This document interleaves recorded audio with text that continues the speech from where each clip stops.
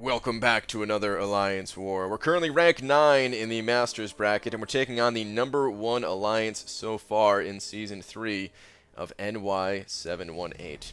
This is not our first time facing off against these guys, but it could be our first time beating these guys potentially. It'd be awesome to take a win off of these guys. But of course, they're number 1 for a reason. They have a very powerful roster, and they really don't die all that much. So, yeah, gonna go ahead and pop on some boost. Treat this just like any other war. I've got a little bit of a Mystic path laid out before me here. A little bit of a throwback to the old school Mystic Wars. My first 3 fights will be Mystic Champions. I see the 3 persistent charges, so I know it's going to be Mephisto. This is Enhanced Special 1, Limber, and Aggression Fury. So I'm just going to be mindful of not triggering Mystic Dispersion while also trying to be a little bit on the aggressive side, enough to keep the Aggression Fury charges down. Going to go ahead and pop the Invulnerability boost, not necessarily for this fight, but just because I can carry it through the first 3 fights. But the Invulnerability boost is a nice safety against this Mephisto too, just because the Aggression Fury node and the likelihood of this guy having Mystic Dispersion and a high level of Mystic Dispersion being pretty good here. And if I can't bait out a special, and if I cause too many dexterity buffs on myself, I could find him at a level 3 pretty quickly. And then if he builds up the Furies with that L3, that can actually be pretty scary. So trying to bait out the L2 as much as I can here, as best I can, without causing the dexterities, because he is close to that L3. I am not trying to just tank his L3 in this case. Come on, there we go, finally. Mephisto is normally not all that stingy with his specials, but in this case he absolutely was. The Petrify debuff finally lands as my 5th debuff, so a little bit of bad RNG there on my part, but now that I have it active, and being that Void's immune to the incineration, there is no more threat for that fight. Mephisto drops. Alright, next Mystic up in line, we have a 455 Magic on Bane and Stun Immune. Now, Magic doesn't have that high of an HP pool here, so Bane is going to do a lot of damage. My regular debuffs are going to do a lot of damage. I got class advantage. This shouldn't be all that bad of a fight at all. She doesn't trigger Limbo on the first bar of power that she gains, luckily. Going to go ahead and try to transfer Bane back over to her. Now, I'm going to delay this ending to the fight a little bit because I don't want her to trigger Limbo. That's going to be not a fun time for me. So now that she gets low enough, now I could punch into her a few times. And she did trigger Limbo there, but it was right as she was dying. So definitely wanted to time that out and be careful with that timing. Alright, we got the 3rd Mystic in a row here, Limber and Buffet node. And this is going to be a Dormammu. And this is the main reason why I popped the Invulnerability boost, because against Dormammus, I found it best just to go nuts, really. Not really bait out the specials. If I bait out the specials, I end up causing the dexterity buff on myself, and then I, of course, take a lot of damage as a result of it. So I'm not really going to be trying to evade any of his specials at all. I mean, if he throws the L1, that's fantastic, and I will, back out of harm's way. But for the most part, I'm just, baiting out these heavy attacks, going in, throwing my L1s, trying to get the debuffs to do all the work for me. Hopefully I can get a Petrified debuff up on him early. This way it cuts all the willpower healing that he has. Until then he's recovering quite a bit from these specials. I am backing off. I'm not going to immediately push him to an L3, just because it would be nice if he would throw an L2 and I could just stand there and block it. But he doesn't really seem too concerned with throwing an L2, so I'm just going to go ahead and push him. Get another debuff on him. He goes and pops the L3 immediately, but the Invulnerability boost is going to keep me nice and safe.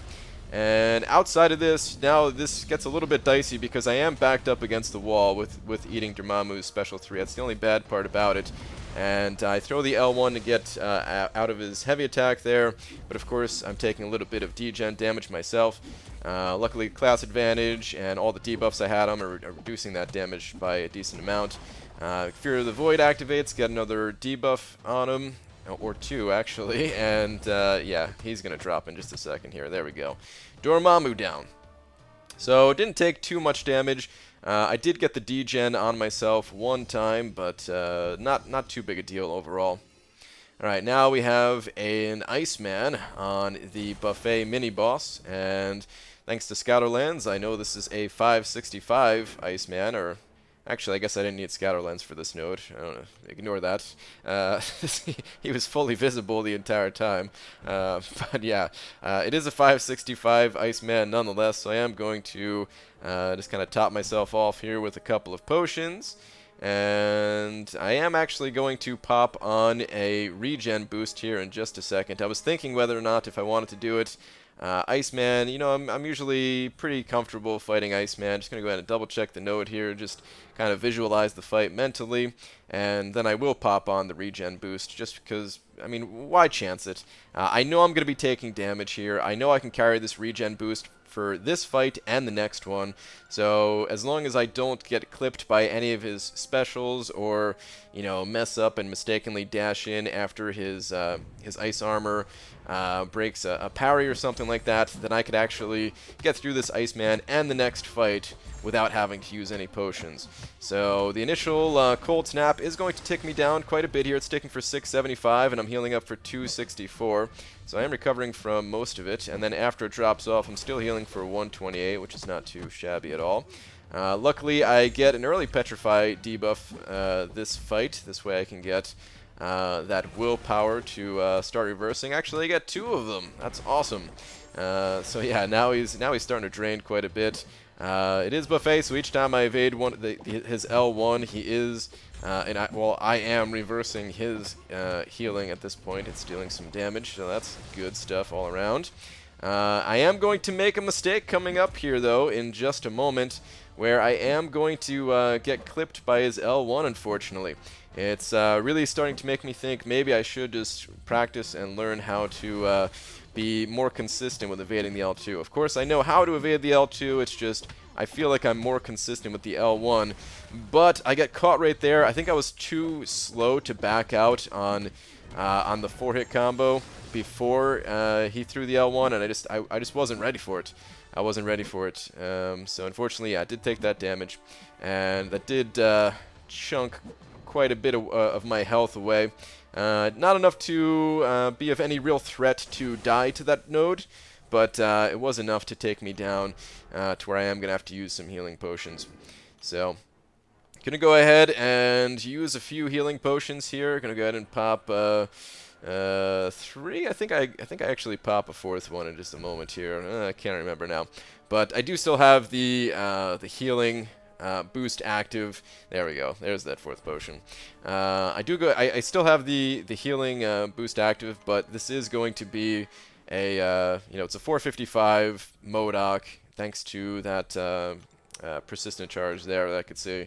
So yeah, MODOK. I seem to always take some damage against this guy, and it is a little bit annoying. This node. This is the aggression armor or whatever it's called. I think it's aggression armor. Or no, well, that and explosive armor. I think that's the one that is actually something I have to worry about.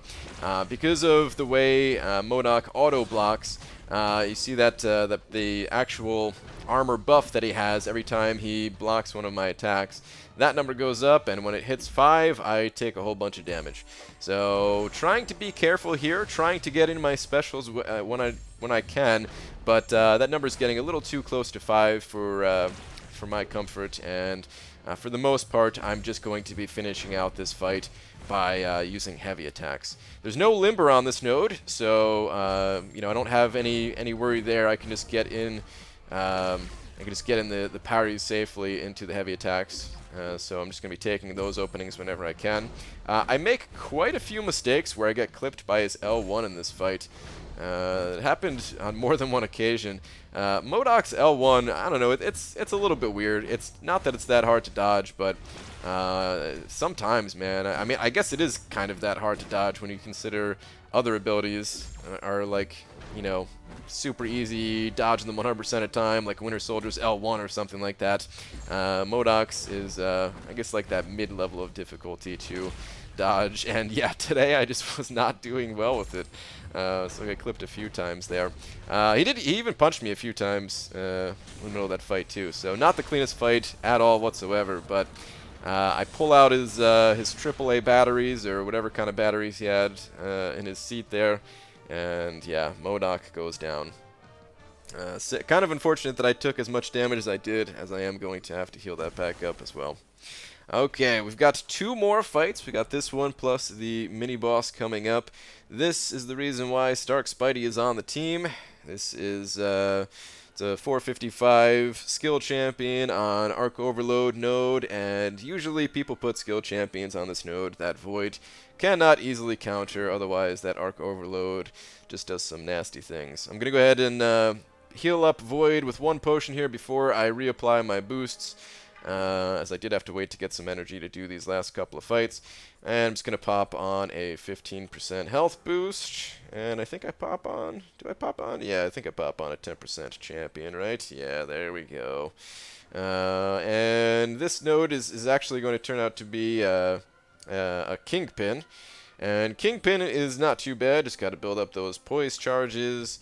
I usually try my best to stay topped off at 10, but this fight is not as important as staying at 10 as the buffet node.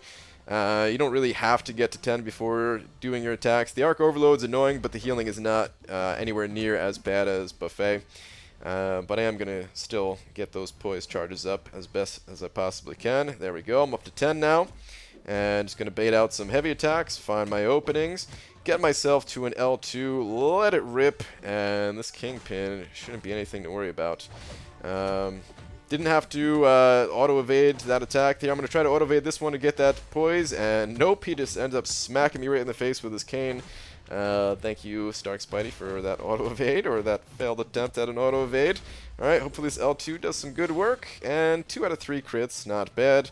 Of course, the shock gets converted to the overpower.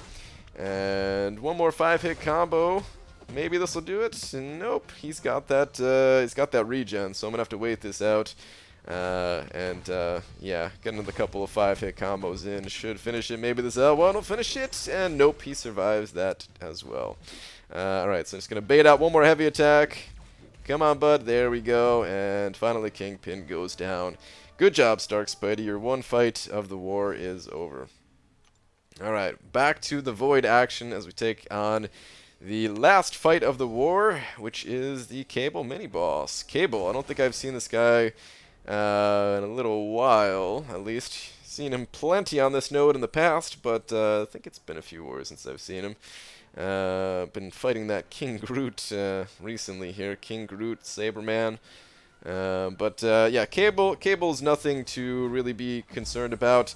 The two things to worry about, Void handles both of them. One being the power gain that he has when going over a bar of power, and the other being that healing. And if the RNG is in Cable's favor, it can actually be really annoying to deal with. But when you're playing Void, I don't mind if he gets those buffs, because it's just going to end up helping me out anyway.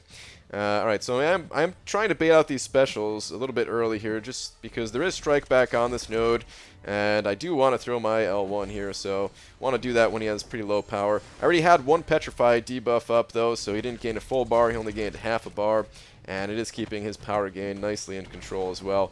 Don't really need to wait any longer. Now I have actually 2 Petrifies, so yeah, now I can go nuts with my specials. Don't have to worry about any kind of power gain on his part. I'm hoping that he triggers the healing. This way it can start reversing itself. And pretty soon, Fear the Void's going to trigger. And then you could really see the power of the Petrify when it comes to power control against a node like this. Because I'm going to get a pretty early Petrify. And as soon as I do, there we go, there's the Petrify. So my next L1, watch Cable's power bar, as it's just going to be reversing itself, basically. I do get clipped by his special one a little bit. This was definitely not a perfect fight on my part, but boom, there goes his power bar. Actually, it was 2 Petrify debuffs, 2 Petrify and Fear of the Void. Unfortunately, he doesn't end up triggering the healing buff, otherwise it would have been, oh man, he would have just been melting. But anyway, that is the last fight of the war for me. Good war to you guys in Ny718. They ended up beating us once again. I don't know how many times we've played these guys now. Maybe Not that many times. I think maybe 3 times or something like that, and I think they've, well, they definitely beat us all 3 times. But you never know. You never know. I'm sure it's not the last time we face off against them. This is the 9th war of the season. I'm still happy that I have not died as of yet. Only 3 more wars to go to keep my perfect no-death streak for Season 3. So let's see if I can make it happen. Thanks very much for watching this video, guys, and I will see you in the next one. Take care.